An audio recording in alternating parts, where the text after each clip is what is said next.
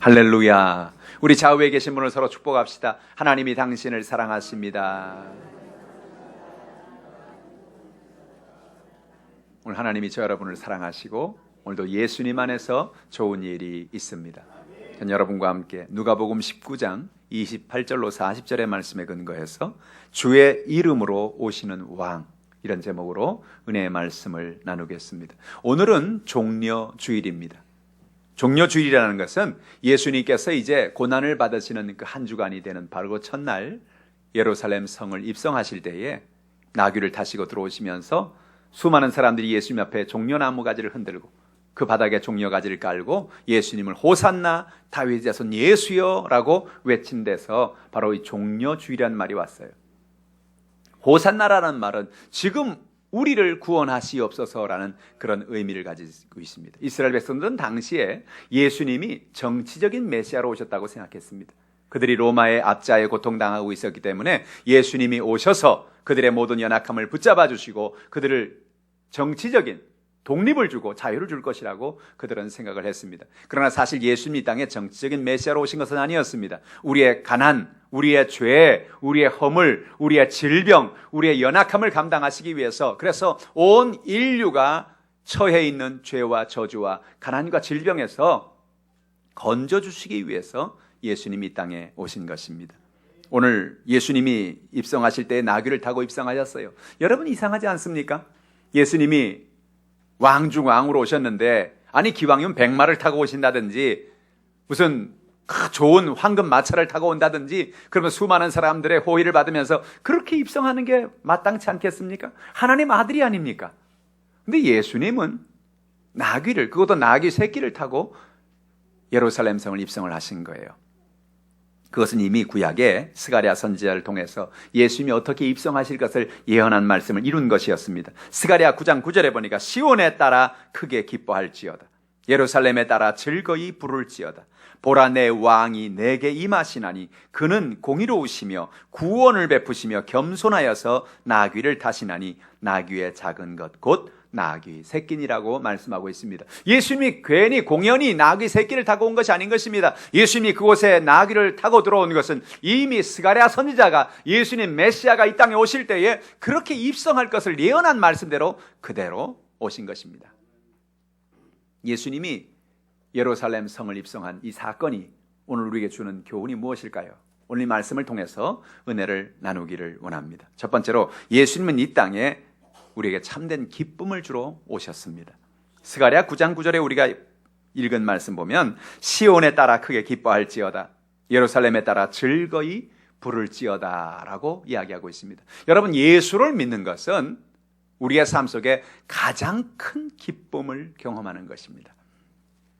우리는 인생을 살아가면서 참 많은 문제를 만나지 않습니까? 가정의 문제를 만나고 남편 간의 갈등의 문제를 만나고 물질의 문제, 사업의 문제, 장막의 문제, 정말로 우리 인생은 문제투성이라고 할 수밖에 없습니다. 예수님이 그래서 뭐라 말씀했어요? 수고하고 무거운 짐진 자들아 내게 오라 그랬어요. 수고하고 무거운 짐을 지고 살아가는 문제투성이에요. 그러니까 우리 마음의 인생을 살아가면서 기쁨도 없고 즐거움도 없고 마음의 큰 좌절과 절망이 우리의 삶에 있는 것입니다. 그러나 예수 그리스도를 믿으면 어떤 일이 나느냐? 예수 그리스도 앞에 나오면, 예수를 믿으면 예수님 우리에게 즐거움을 주십니다.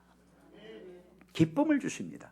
오늘 그래서 여러분 성경에 보니까 예수님이 입성할 때에 시온에 따라 크게 기뻐할지어다, 예루살렘에 따라 즐거이 부를지어다라고 외친 것입니다. 오늘 여러분의 마음속에 이런 예수 그리스도의 기쁨이 넘쳐나기를 주님의 이름으로 축복합니다.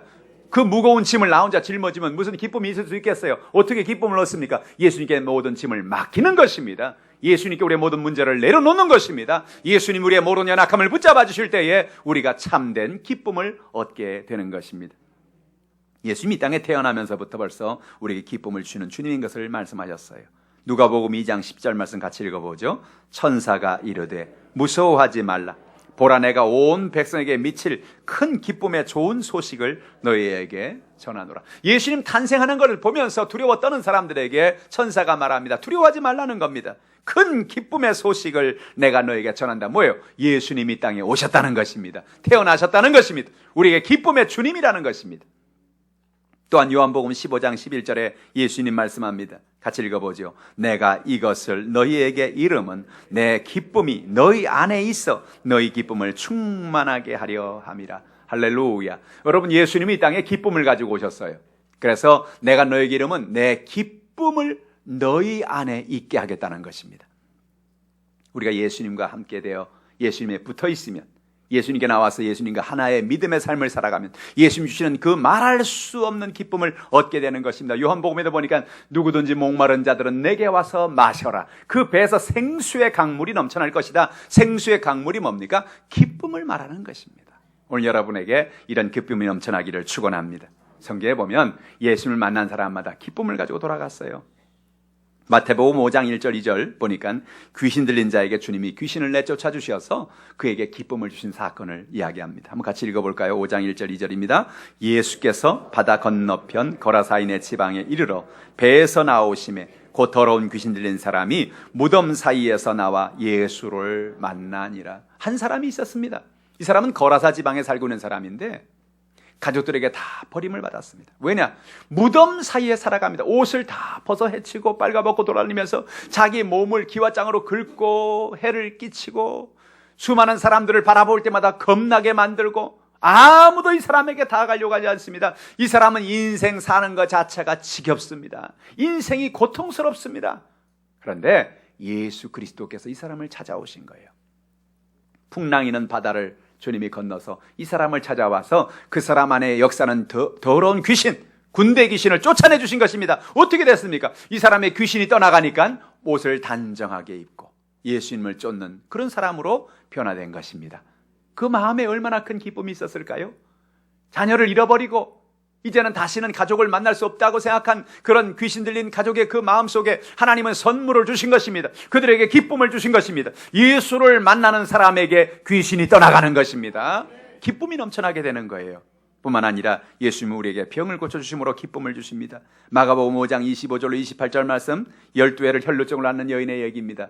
여인이 어떻게 하나님 놀라운 기적을 체험했는가? 본문을 같이 읽어보겠습니다. 12회를 혈루증으로 앓아 온 한 여자가 있어 많은 의사에게 많은 괴로움을 받았고 가진 것도 다 허비하였을 때 아무 효험이 없고 도리어 더 중하여졌던 차에 예수의 소문을 듣고 무리 가운데 끼어 뒤로 와서 그의 손에 손을 대니 이는 내가 그의 옷에만 손을 대어도 구원을 받으리라 생각함일러라. 오늘 성경은 말합니다. 여러분 한번 생각해 보세요. 요즘에는 우리나라가 그래도 의료보험이 확대가 돼서 정말 많은 질병 속에 있지만 이 질병을 나라에서 많이 도와줌으로 그런 부담을 많이 줄여주고 있지요. 근데 과거에는요, 사람들이 정말 중병에 걸리면 집에 있는 재산 다 탕진하고 그리고 이제 죽는 겁니다. 오늘 여인도 12년 동안의 혈루증을 앓았으니 이제는 집에 있는 재산이라는 재산은 다 썼습니다. 오늘 성경에 보니까 많은 의사에게 괴로움을 받았고 가진 것도 다 허비했다. 이젠 살 길이 없는 거예요. 이젠 죽을 길밖에 안 남았어요. 마음이 얼마나 좌절과 절망스러웠을까요? 근데 여인에게 한 소문이 들렸습니다. 나사렛 예수를 만나면 예수님은 어떤 병도 고쳐주신다더라. 어떤 병도 예수님 치료해 주신다더라. 근데 여인은 혈루증이라는 이 부정한 병이기 때문에 사람들에게 내가 이런 병이 있다는 말도 함부로 하질 못하는 거예요. 예수님께 나가서 내가 이런 병이 있으니 나를 고쳐달라는 말도 못하는 거예요. 그래서 마음속에 그냥 내가 살짝 예수님 뒤에 가서 그 옷자락만 만져도 나는 기적을 체험할 거야. 그런 믿음을 가지고 예수님 뒤에 와서 그 옷자락에 손을 댄 것입니다. 순간적으로 여인의 몸에서 치료의 역사가 임하게 된 것입니다. 그 전까지만 해도 우울한 얼굴을 하고 왔습니다. 얼굴은 아주 어둡고 마음은 지치고 연약함 속에서 돈도 없습니다. 내가 이제 이러다 난 죽는구나. 그런 좌절 속에 있었습니다. 그러나 그 여인이 예수님 옆에 와서 그 옷자락을 만지는 순간에 그 여인의 마음속에 기쁨이 흘러들어가기 시작했습니다. 몸의 육신의 질병이 치료받았습니다. 그 마음속에 기쁨과 소망이 넘쳐났습니다. 야, 나도 사는구나. 나도 고침을 받는구나. 나도 기적이 임하는구나. 예수를 믿는 사람, 그의 인생엔 기적이 임하는 것입니다. 그의 삶에는 하나님의 치료가 임하는 것입니다. 예수님이 오늘 우리의 연약함을 고쳐주시는 것입니다. 기쁨을 주셨습니다. 죄 가운데 사는 사람에게 주님은 죄사함의 기쁨을 주십니다. 누가복음 7장 36절 이하에 보면 한 죄인인 여인이 예수님 앞에 용서받은 은혜가 너무나 감사해서 주님 앞에 큰 기쁨으로 나오는 모습을 보여줍니다. 누가복음 7장 36절로 38절 말씀 같이 읽어보죠. 한 바리새인이 예수께 자기와 함께 잡수시기를 청하니 이래 바리새인의 집에 들어가 앉으셨을 때에 그 동네에 죄를 지은 한 여자가 있어 예수께서 바리새인의 집에 앉아 계심을 알고 향유 담은 옥합을 가지고 와서 예수의 뒤로 그 발 곁에 서서 울며 눈물로 그 발을 적시고 자기 머리털로 닦고 그 발에 입 맞추고 향유를 부으니라고 성경은 말합니다. 오늘 한 바리새인이 예수님을 초대했습니다. 그리고 예수님을 그 잔치에서 식사를 하게 하셨는데, 이 성경이 이야기하고는 다른 본문에 보면, 다른 성경에 보면 뭐라고 말하냐, 이 사람은 예수님을 초대했음에도 불구하고 예수님 발 씻을 물조차도 주지 않았던 것입니다. 이것은 대단한 결례입니다. 왜냐하면 이스라엘은 밥을 먹기 전에 어떤 손님이 오든지 간에 사람들에게 손과 발을 씻을 물을 내어주고, 또 좀 더 나간다면 하인들이 와서 그 발을 깨끗하게 씻어주고 그 다음에 식사를 하게 하는 것이 이스라엘의 정결례인 것입니다.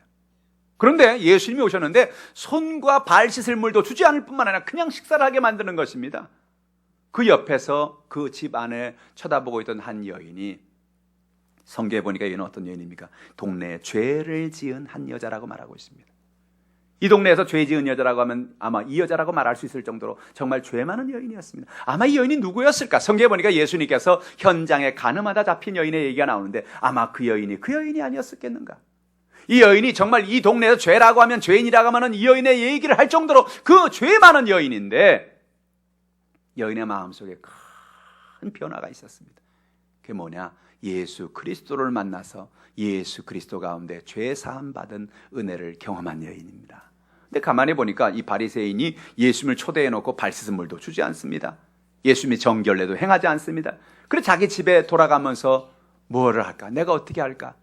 아, 그래, 우리 집에 내가 어린 시절부터 나드 향유가 있지, 이 향유를 갖다가 예수님 발에 부어드려야 되겠다, 이걸로 발을 씻어드려야 되겠다, 그런 생각을 하고 나드 향유를 가져옵니다. 다른 성경에 보니까 이 나드 향유는 300데나리온이나 되는 엄청난 값이라는 것입니다. 이 300데나리온은 300일치의 노동 임금이에요. 그러니까 우리 요즘의 말로 말하면 거의 1년 연봉에 해당되는 그런 값이에요. 당시에 어머니들은 딸들이 시집가기 전에 조금씩 나드 향유를 모아줍니다. 그래서 그걸 지참금으로 가져가서 인생을 살다 정말 어려운 일이 당하고 문제가 당하면 그걸 팔아서 쓰도록 어머니가 그걸 주시는 거예요. 준비해 주시는 거예요.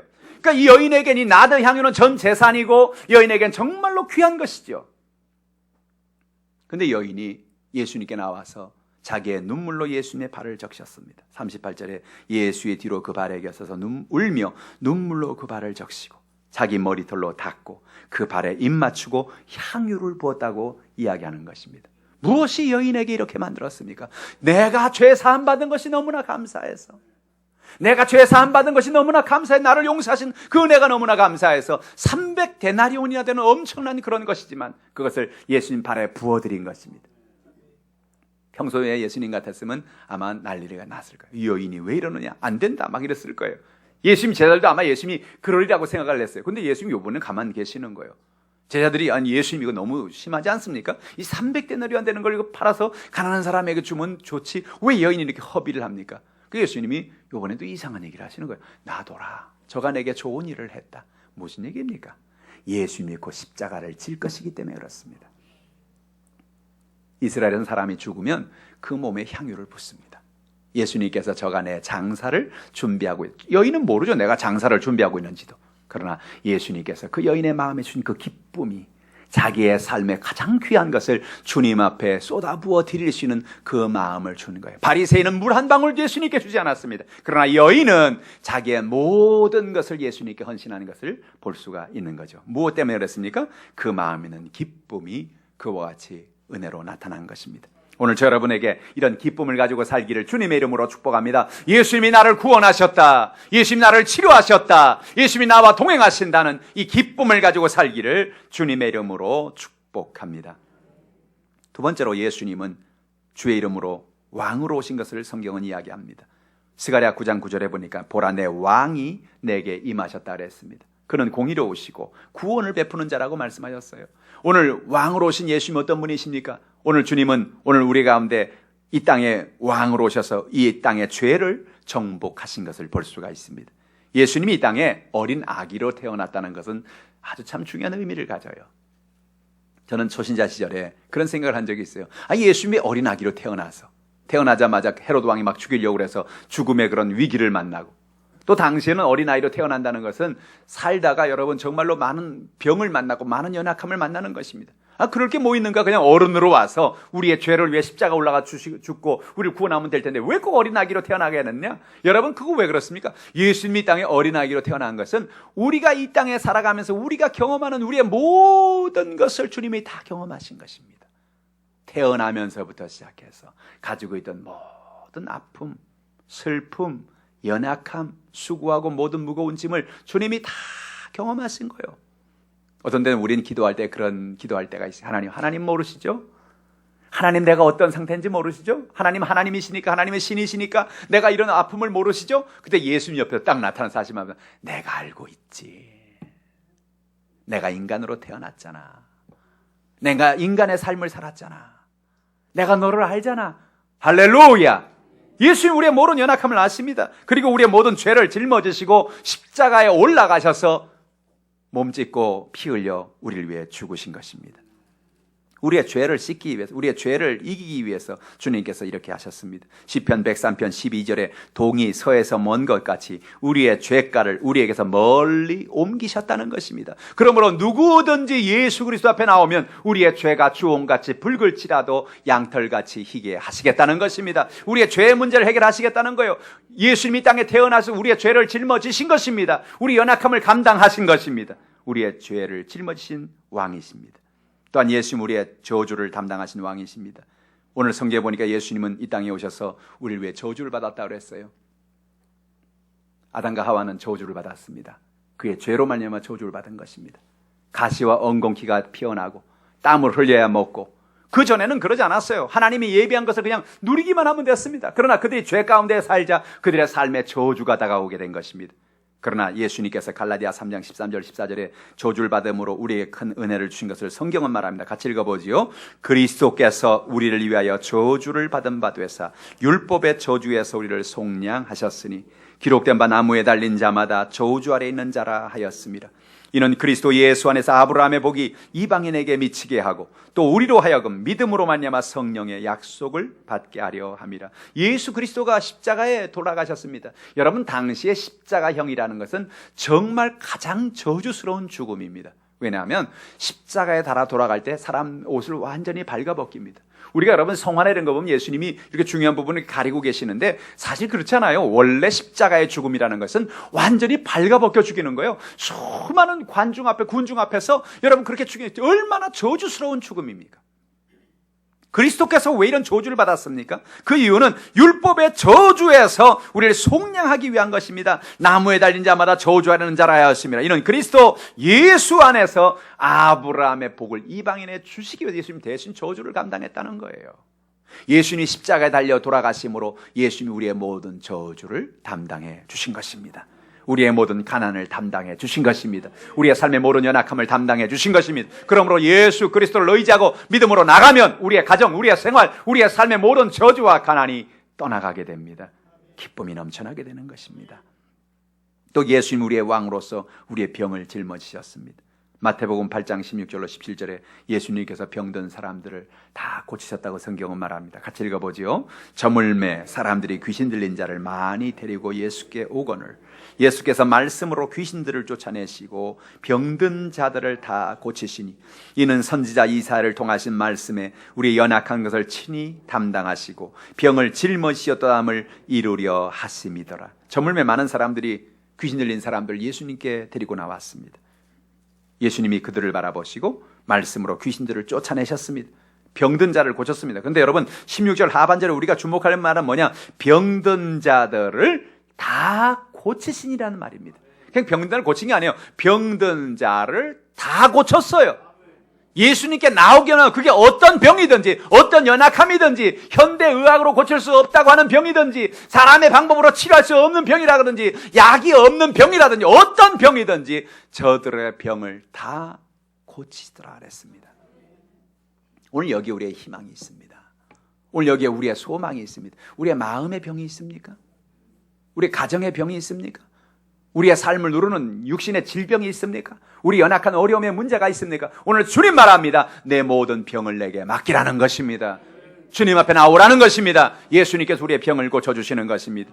이는 선지자 이사야를 통해서 하신 말씀에 우리의 연약한 것을 친히 담당하시고 병을 짊으셨다함을 이루리고 함이라고 말씀하고 있는 것입니다. 이사야의 예언의 말씀이 바로 이사야서 53장 5절의 말씀이지요.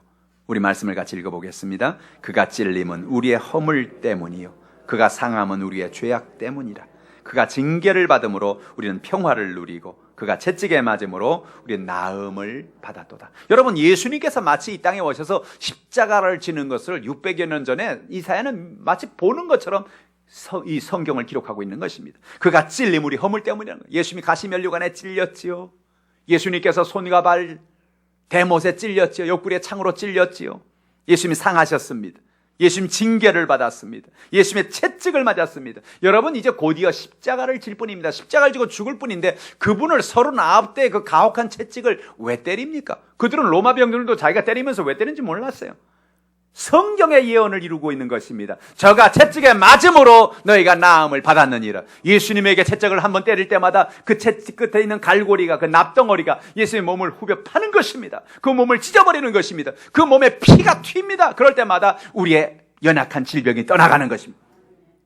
중풍이 떠나가고, 한번 예수님 채찍에 맞을 때마다 암이 떠나가고, 채찍에 맞을 때마다 우리의 관절염이 떠나가고, 예수님 채찍을 맞을 때마다 우리의 오장 육부의 모든 연약함이 고침받는 역사가 나타납니다. 그러므로 우리가 할 것은 무엇입니까? 우리가 병들었을 때에 예수님이 나의 병을 짊어지셨도다.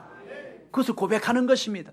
우리의 마음에는 답답한 문제를 주님 앞에 맡기는 것입니다. 주님, 나의 병을 고치셨으니, 나의 연약함을 치료하셨으니 오늘도 주님 나와 함께하여 주시옵소서. 그와 같이 믿음으로 나갈 때 우리의 치료의 왕이 되신 예수님, 우리의 몸을 고쳐주시는 것입니다.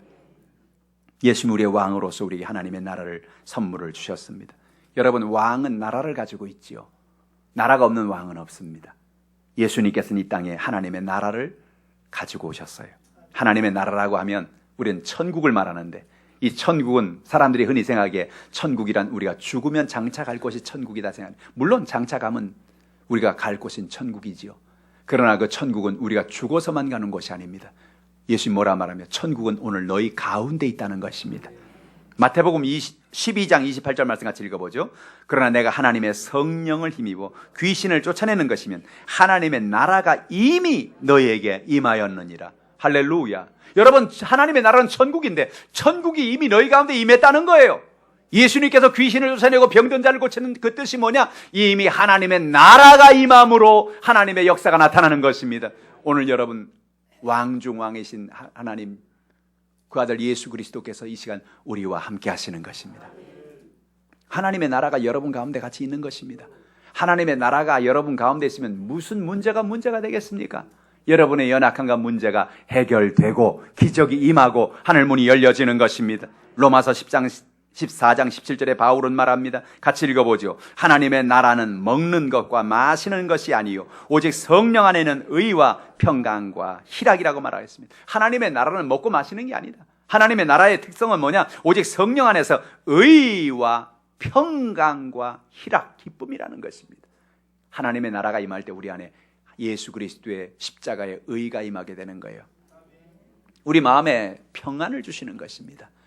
평안을 너에게 주노라.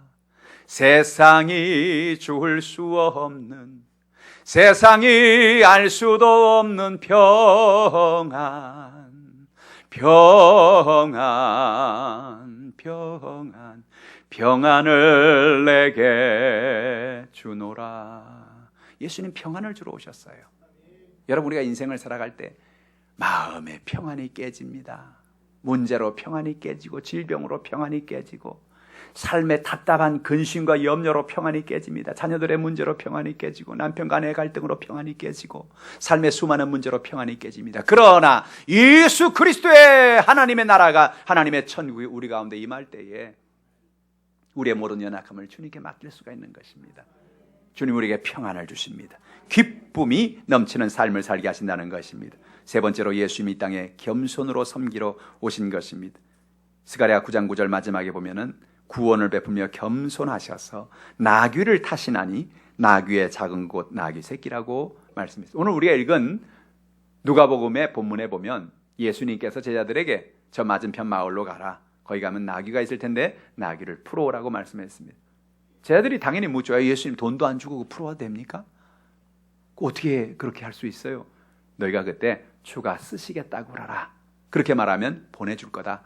거기 가서 정말 나귀가 있습니다. 그 나귀를 풀어오려니까 주인이 말하죠. 여러분 당신 누군데 남의 나귀를 가져가려고 합니까?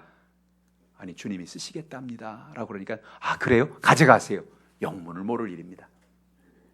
그리고 그 나귀를 가지고 와서 예수님 그 나귀를 타고 예루살렘 성에 입성을 하는 거죠. 제자들은 갸우뚱합니다. 아니 왜 예수님 나귀를 타고 가시지? 좀 좋은 백마를 타고 간다든지 뭐 마차를 타고 가셔도 될 텐데 왜 하필이면 나귀를 타고 가시지? 왜 그렇습니까? 오늘 성경에 말씀하신 예언의 말씀이에요. 그는 나귀를 타시나니 겸손하여 나귀를 타시나니 나귀의 작은 것 곧 나귀 새끼라고 말씀하고 있는 것입니다. 여러분 예수님은 겸손의 왕이셨습니다. 겸손의 지도자셨습니다.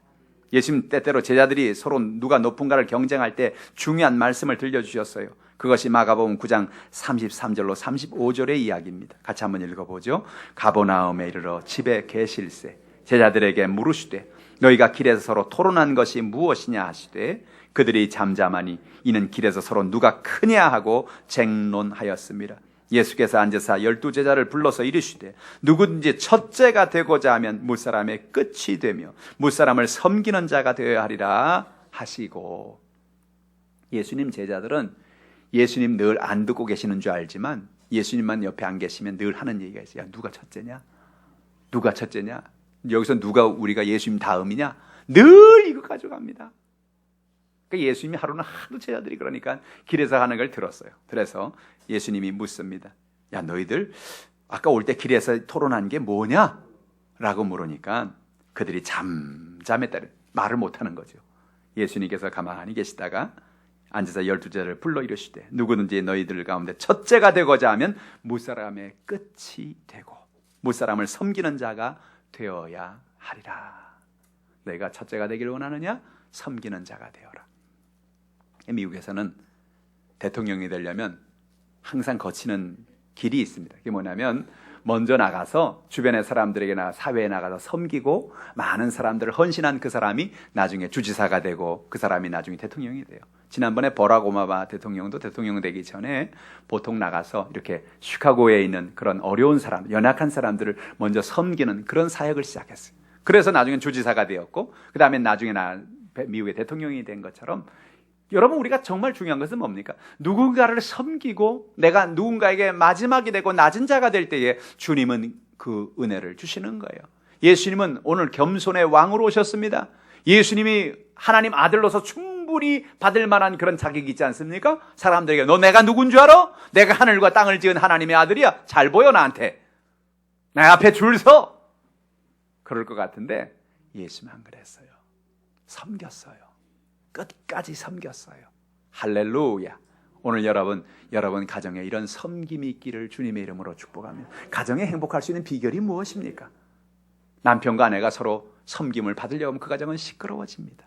남편이 아내에게 오늘부터 나를 섬기시오. 그 아내가 내가 무슨 신령가 섬기게? 그럽니다.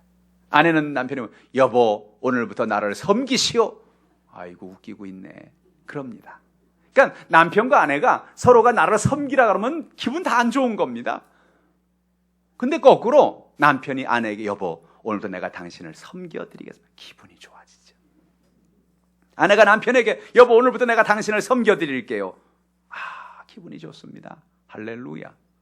오늘 우리의 삶 속에 참된 축복은 어디서 다가오느냐? 우리가 서로를 섬겨주는 데 있습니다.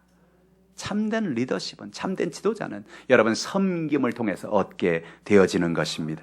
야고보와 요한이 예수님의 좌우에 앉혀달라고 할 때 예수님도 역시 섬기는 자가 되라고 말씀하신 것입니다. 마가복음 10장 43절로 45절 말씀 같이 읽어보지요. 너희 중에는 그렇지 않을지니 너희 중에 누구든지 크고자 하는 자는 너희를 섬기는 자가 되고 너희 중에 누구든지 으뜸이 되고자 하는 자는 모든 사람의 종이 되어야 하리라. 인자가 온 것은 섬김을 받으려 함이 아니라 도리어 섬기려 하고 자기 목숨을 많은 사람의 대속물로 주려 함이니라 예수님이 왜 이 땅에 오셨는가? 나는 섬김의 본을 보이려고 왔다는 거예요.